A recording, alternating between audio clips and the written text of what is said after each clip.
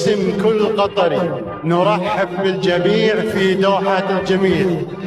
من اليمن أرض التبابع، من سبأ ومن سهيل، إلى قطر دار العروبة والعرب والمسلمون.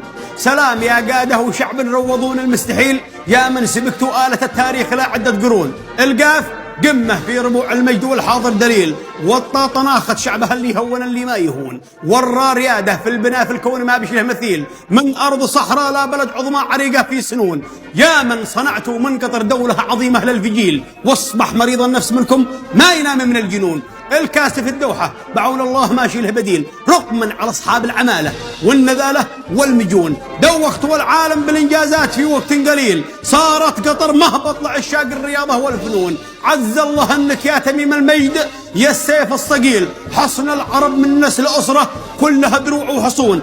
حاكم بطل صنديد لو مالت جبال ما يميل، نسل الأمير الوالد اللي حط شعبه في العيون.